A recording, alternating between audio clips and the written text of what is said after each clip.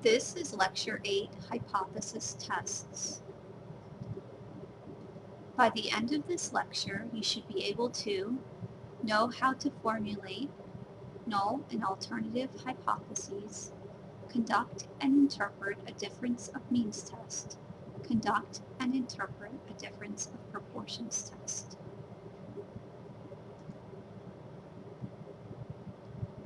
Imagine you wanted to conduct a study on variations in ideology.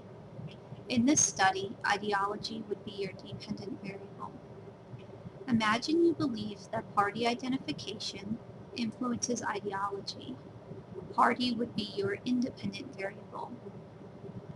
You believe that Republicans are more conservative than Democrats. Party, Republican versus Democrat, influences ideology.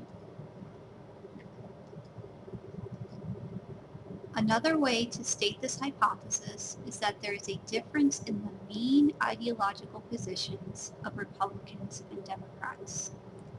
The mean of the dependent variable ideology is different for one category of the independent variable, Republican, than the other category of the independent variable, Democrat. Whenever we want to determine whether there is a difference in the mean of the dependent variable for two different categories of the independent variable, we begin by writing two hypotheses, a null hypothesis and an alternative hypothesis. The null hypothesis always states that there is no difference between the means of two samples. Samples in this context is just another way to say two different categories of the independent variable. The formal way to write a null hypothesis is to write H subscript 0 colon X subscript 1 bar is equal to X subscript 2 bar, or the mean of sample 1 is equal to the mean of sample 2.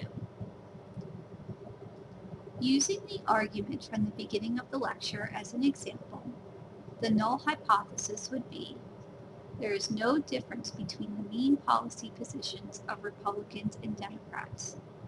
Here it is stated formally. Next, you have to write an alternative hypothesis. Your alternative hypothesis should always have a direction. So either it should state the mean of sample 1 is greater than the mean of sample 2, or it should state the mean of sample 1 is less than the mean of sample 2. The formal way to state the alternative hypothesis is to write H subscript 1 colon X subscript 1 bar is greater than or less than X subscript 2 bar. Going back to the original argument from the beginning of the lecture, let's assume that conservative positions are greater than 0 and liberal positions are less than 0. If this is the case, then our alternative hypothesis would be the mean policy position of Republicans is greater than Democrats, since conservative positions are greater than liberal positions.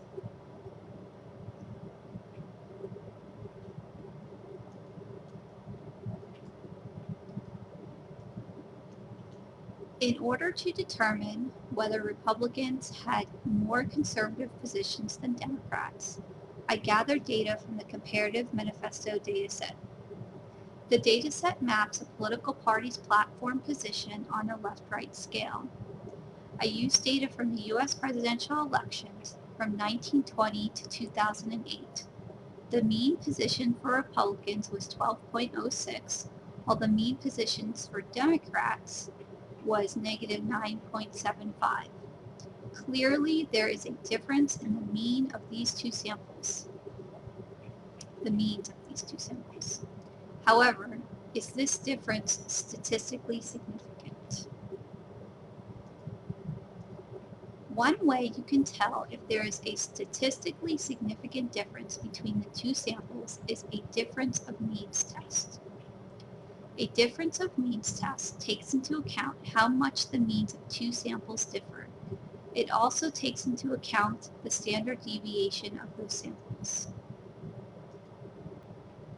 The means of the two samples have to be far enough away from each other to be considered statistically different. In addition, observations cannot vary too far away from the mean of each sample. If the means of the two samples are different, but observations from each sample vary too much, this leads observations from both samples to overlap, meaning the sample means would not be different from each other. So for example, here are two hypothetical distributions of Democrats and Republican platform positions. The horizontal line indicates how liberal and conservative each platform position is, on average. The vertical line indicates the number of observations at each point. At the peak of each curve, there are a large number of platforms. We'll say this is where the mean of each sample is. As you can see from this graph, the mean positions of Democrats and Republicans are different. However, there are a lot of observations that overlap here, so the means of the two samples may not be statistically different. The formula to conduct a difference of means test is presented here. T equals the mean of sample 1 minus the mean of sample 2, and that value divided by the standard error of the difference. This equation tells us if the difference is close to 0, which means there is little difference in the samples. The mean of the dependent variable is similar for the two categories of the independent variable, meaning that the independent variable does not appear to have an effect on the dependent variable. It can also tell us if the difference is different from 0, meaning there is substantive difference between the means of the two samples. If there is substantive difference between the means of the two samples, that implies that the independent variable has an effect on the dependent variable. Now I'm going to show you step by step how to conduct a difference of means test.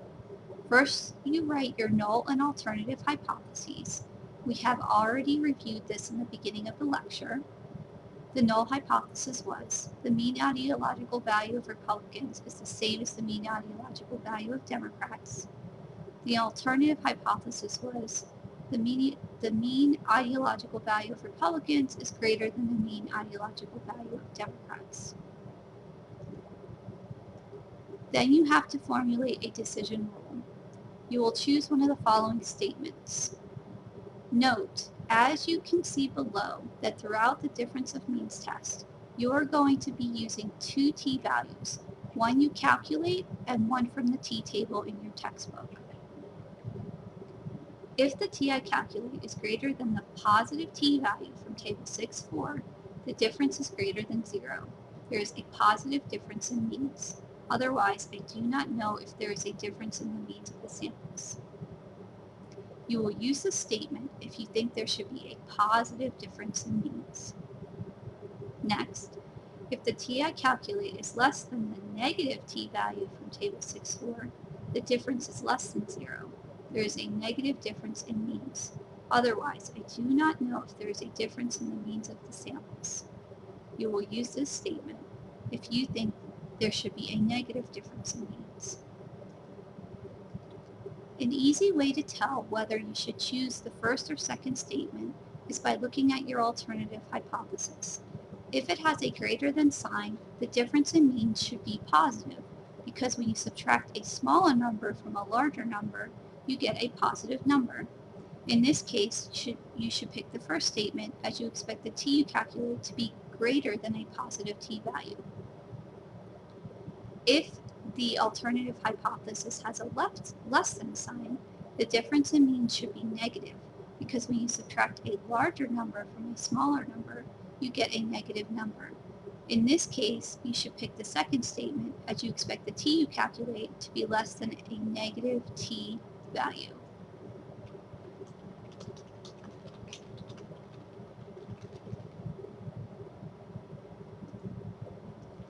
Before we move forward, I want to explain to you why we are creating these decision rules. The decision rule you create will help you know at the end of this process whether there is a difference in the means of the samples. For example, if you think there is a positive difference in means and the t-value from table 6.4 that you used in your decision rule was 1.684, if the t you calculate is greater than 1.684, then you can say there is a positive difference in means. If the t you calculate is less than 1.684, then you would say that you don't know if there is a difference in means. Alternatively, if you think there is a negative difference in means and the t-value from table 6.4 that you used in your decision rule was negative 1.684, if the t you calculate is less than negative 1.684, then you can say there is a negative difference in means. If the t you calculate is greater than negative 1.684, then you would say you don't know if there is a difference in means. Going back to our example, our alternative hypothesis suggested that Republican platforms should be greater than Democratic platforms. Since it is a greater than sign, we expect a positive difference and choose the first statement. If the t I calculate is greater than the positive t-value from table 6.4, the difference is greater than 0. There is a positive difference in the mean platform positions of Republicans and Democrats. Otherwise, I do not know if there is a difference in the means of the samples. Next, we have to find out what t-value from table 6.4 that we need. Recall that the row you use in this table is based on your degrees of freedom, which is the number of observations minus 1. The number of observations equals both the number of observations from sample 1 plus the number of observations from sample 2. In this case, we had 46 observations, so 46 minus 1 is 45. So our degrees of freedom row is 45, but there is no 45 row. If the degrees of freedom row is not listed, then you use the closest lowest row, which here is row 40. Next, you will always use the 0.05 column when you do a difference of means test for this class. The t-value from table 6.4 that is associated with the 40 row and 0.05 column is 1.684. We insert this t-value into our statement. If the t I calculate is greater than positive 1.684, the difference is greater than 0. There's a positive difference in the mean platform positions of Republicans and Democrats. Otherwise, I do not know if there's a difference in the means of the samples. Please note, if we were using the less than template, you would have said, if the t I calculate is less than negative 1.684.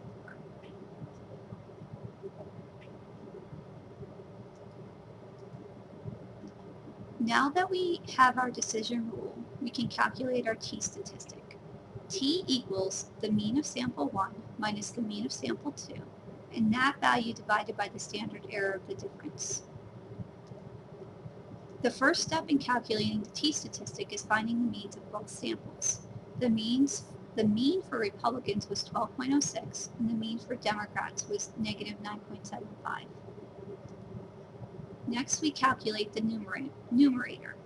Remember to subtract the samples in the right order. Sample 1 was for Republicans and sample 2 was for Democrats. So the Republican platform mean 12.06 minus the Democratic platform mean negative 9.75 is 21.81. So 21.81 is the value of our numerator. Next, we calculate the denominator. Recall that the denominator was the standard error of the difference. The standard error of the difference of the two sample means is calculated as follows.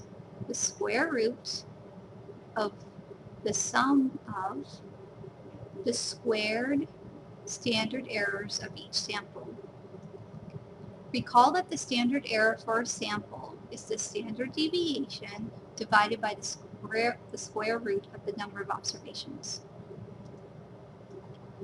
So applying this equation to our example, the standard error of sample 1 was 2.2 and the standard error of sample 2 was 1.68.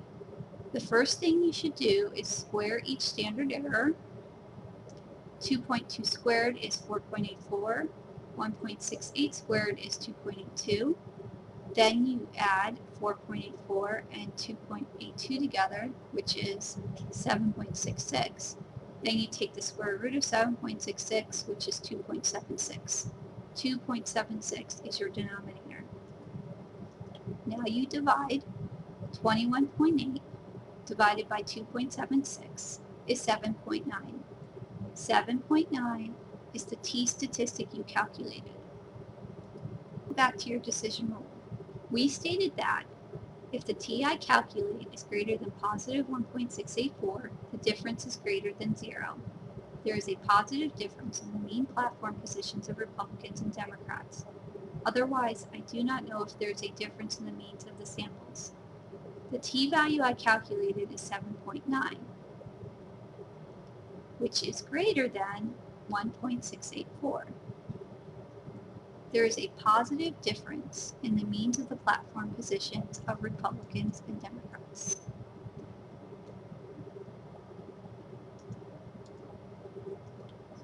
If the difference is different than 0, then you also add the null hypothesis stated that there was no difference in means. I reject the null hypothesis. As the alternative hypothesis predicted, there is a positive or negative difference in means, and the difference is significant at the 0.05 level. And then you add a discussion such as Republicans are more conservative than Democrats. Now imagine that the t you calculated was actually 1.15, which is not greater than 1.684. Then you could not conclude that there is a difference in the means of the samples. Had the difference not been different than 0, you would add, I fail to reject the null hypothesis. I cannot conclude whether there is a difference in the means of the samples. There is no evidence that the independent variable influences the dependent variable. You simply do not know, and you do not add any more discussion. Next, I'm going to give you a few more examples on interpreting difference of means tests. Imagine we had income as our dependent variable and gender as our independent variable. Our null hypothesis would be the mean incomes of men and women are equal. Our alternative hypothesis would be the mean income of men is higher than the mean income of women. Imagine our decision rule was, if the t I calculate is greater than positive 1.646, the difference is greater than 0. There is a positive difference in the mean incomes of men and women. Otherwise, I do not know if there is a difference in the means of the samples. Imagine the t we calculated was 12.3. 12.3 is greater than 1.646. Therefore, we can conclude, or I can conclude, the t-value I calculated is 12.3, which is greater than 1.646. There's a positive difference in the incomes of men and women. The null hypothesis stated that there was no difference in means. I reject the null hypothesis. As the alternative hypothesis predicted, there's a positive difference in means, and the difference is significant at the 0.05 level. Men earn more income than women on average. Next, imagine we had voter turnout as our dependent variable and gender as our independent variable. Our null hypothesis would be the mean voter turnout of men and women are equal.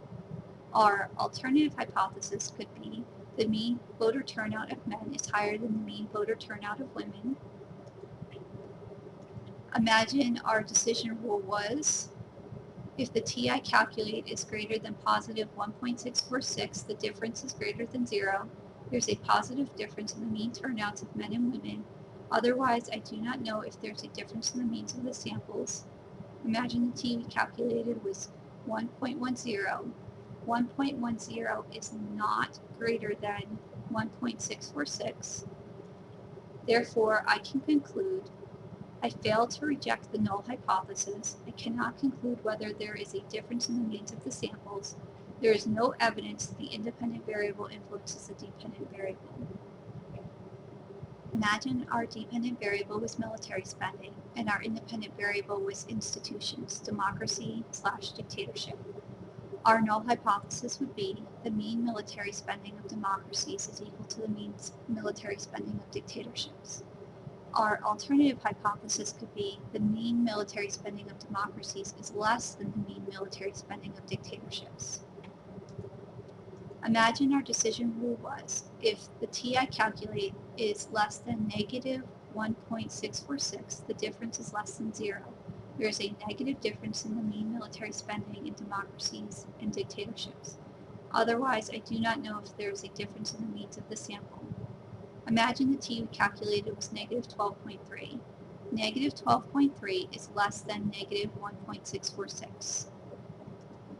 Therefore, I can conclude the t-value I calculated is negative 12.3, which is less than negative 1.646. There is a negative difference in the mean military spending of democracies and dictatorships. The null hypothesis stated that there was no difference in means. I reject the null hypothesis. As the alternative hypothesis predicted, there is a negative difference in means, and the difference is significant at the 0.05 level. Democracies spend less on their militaries than dictatorships do. Next, imagine our dependent variable was U.S. military spending, and our independent variable was the president's party, Democrat or Republican. Our null hypothesis would be the mean military spending of Democrats and Republicans is the same. Our alternative hypothesis could be the mean military spending of presidents who are Democrats is less than the mean military spending of presidents who are Republicans. Imagine our decision rule was, if the t I calculate is less than negative 1.646, the difference is less than 0. There is a negative difference in the mean military spending of Democrat and Republican presidents. Otherwise, I do not know if there is a difference in the means of the sample. Imagine the t we calculated was negative 1.10. Negative 1.10 is not less than negative 1.646. Therefore, I can conclude I failed to reject the null hypothesis. I cannot conclude whether there is a difference in the means of the samples. There is no evidence that the independent variable influences the dependent variable. In the previous slides, I showed you how to conduct a difference of means test. Now I'm going to show you how to conduct a difference of proportions test. Recall that we used proportions when working with certain types of survey questions. Imagine I am conducting a study using party identification, Republican, Democrat, as the dependent variable and gender, women/men, as the independent variable. My hypothesis is women are more likely than men to identify as Democrats. Imagine I collected survey data where I asked respondents their gender and their party identification. I will use this data to see if there is a difference in the proportion of women and men who identify as Democrats. The null hypothesis for this test would be the proportion of women who support Democrats is the same as the proportion of men who support Democrats. The null hypothesis for any difference of proportions test will always say that there is no difference in the proportions. More formally, we would write H subscript 0 colon P1 equals P2. The alternative hypothesis would be the proportion of women who support Democrats is greater than the proportion of men who support Democrats. More formally, we would write H subscript 1 colon P1 is greater than P2. Going back to the survey example, imagine that of the 100 female respondents in the survey, 52 said that they supported Democrats. Of the 100 male respondents, 35 said they supported Democrats. Recall that the formula for calculating a proportion is the number of cases in a category divided by the total number of cases. When we are calculating a difference in proportion, we calculate a proportion for each subsample. So in this case, we calculate a proportion for women and a proportion for men. The proportion of women who supported Democrats was 52 out of 100, or 0.52. So P1 is 0.52. We also have to calculate Q1, which is 1 minus P1, so 1 minus 0.0, so 1 minus 0.52 is 0.48. Next, we calculate P and Q for men. For P2, 35 men supported Democrats out of 100, so 35 divided by 100 is 0.35. For Q2, 1 minus 0.35 is 0.65. Now that we have our P's and Q's, we can conduct a difference of proportions test. This test is similar to the t-test for difference of means. It is P1 minus P2, and that value divided by the standard error of the difference. I'm going to show you how to conduct a difference of proportions test. First, you write your null and alternative hypotheses. Recall that they are: the proportion of women who support Democrats is the same as the proportion of men who support Democrats, and the proportion of women who support Democrats is greater than the proportion of men who support Democrats. Next, you have to formulate a decision rule. You will choose one of the following statements. If the TI calculate is greater than the positive t value from table 6.4, the difference is greater than 0. There's a positive difference in proportions. Otherwise, I do not know if there's a difference in the proportions of the samples. You will use this statement if you think there is a positive difference in proportions.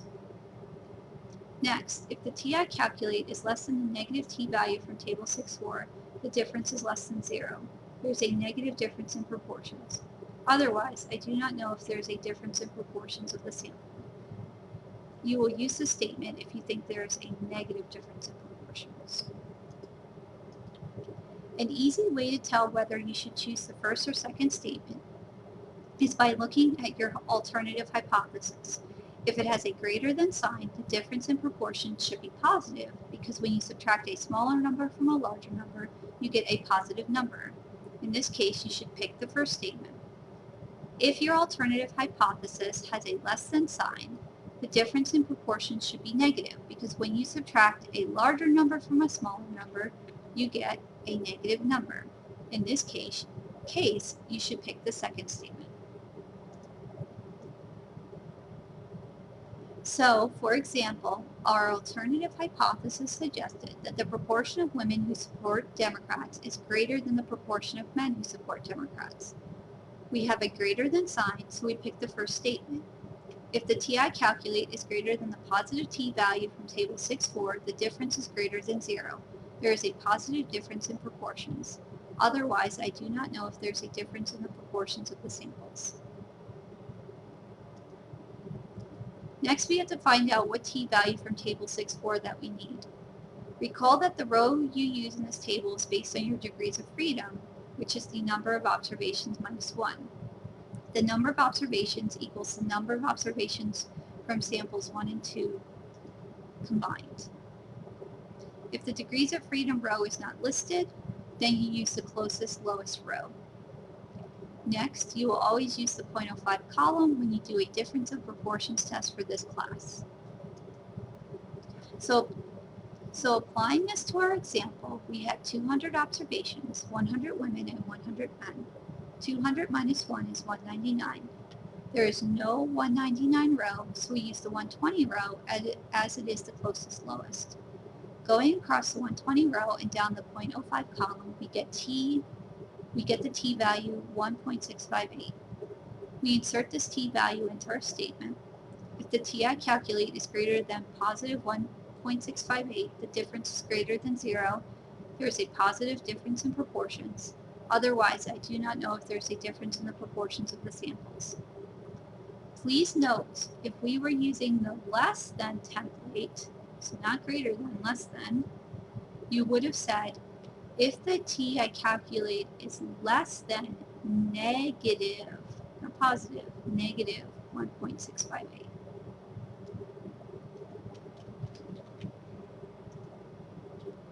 Next, you calculate the t-statistic. It is P1 minus P2, and that value divided by the standard error of the difference. The first step in calculating the t-statistic is calculating the numerator, where you subtract the proportions. Proportion 1 minus proportion 2 is 0.52 minus 0.35, which equals 0.17. Make sure to subtract the proportions in the right order. Next, you calculate the denominator. Recall that the denominator included the standard error of the difference, which is the square root of the sum of P1 times Q1 and that value divided by the number of observations in sample 1, and P2 times Q2 and that value divided by the number of observations in sample 2. So the first thing you should do is multiply P1 and Q1 and P2 and Q2. Then you should divide those values by 100. Then you should add those values together. Then you take the square root of that value. You should follow these steps exactly. If you're having problems figuring out which order to do the calculations in, just follow this lecture and do the steps exactly the way I did them. Next, you divide the numerator by the denominator. 0.17 divided by 0.07 is 2.43. 2.43 is the t-value you calculated. Next, you compare the t-value you calculated to the decision rule. If the t I calculate is greater than positive 1.658, the difference is greater than 0. There is a positive difference in proportions. Otherwise, I do not know if there is a difference in the proportions of the samples. 2.43 is greater than 1.658. Therefore, there is a positive difference in proportions. There was a higher proportion of women who were Democrats than men. Note that if the t-value we calculated was less than 1.658, we would have said that there was no difference in proportions. If the difference in proportions was different than 0, you would add the following. The null hypothesis predicted that there is no difference in proportions. I reject the null hypothesis. As the alternative hypothesis predicted, there is a positive or negative difference in proportions, and the difference is significant at the 0.05 level. You would also add a discussion such as women are more likely than men to support Democrats. If the difference was not different than 0, then you would say, I fail to reject the null hypothesis. I cannot conclude whether there is a difference in proportions. There is no evidence that the independent variable influences the dependent variable. And you do not add any more discussion.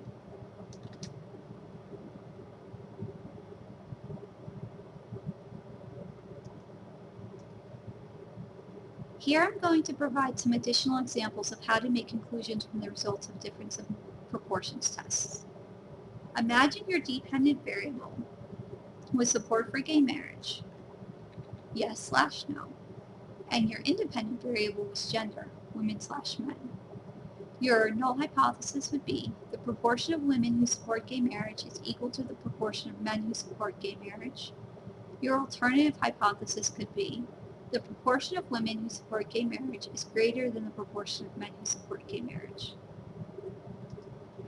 Imagine your decision rule was, if the t I calculate is greater than positive 1.734, the difference is greater than 0. There is a positive difference in proportions. Otherwise, I do not know if there is a difference in the proportions of the samples. And the t you calculated was 5.6. 5.6 is greater than 1.734. Based on the results, you can conclude the t-value I calculated is 5.6, which is greater than 1.734. I conclude there is a positive difference in proportions. There is a higher proportion of women who supported gay marriage than men. The null hypothesis predicted that there is no difference in proportions. I reject the null hypothesis. As the alternative hypothesis predicted, there is a positive difference in proportions, and the difference is significant at the 0.05 level. Women are more likely than men to support gay marriage. Next, imagine your dependent variable was support for social welfare spending, yes, no, and your independent variable was gender, women/men.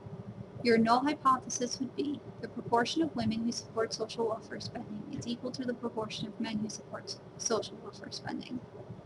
Your alternative hypothesis could be the proportion of women who support social welfare spending is greater than the proportion of men who support social welfare spending.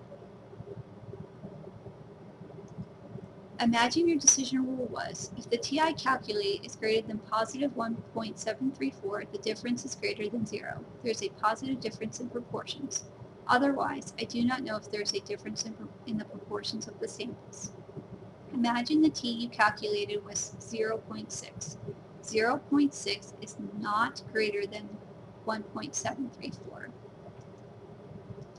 Therefore, you would conclude, I fail to reject the null hypothesis. I cannot conclude whether there is a difference in proportions. There is no evidence that the independent variable influences the dependent variable.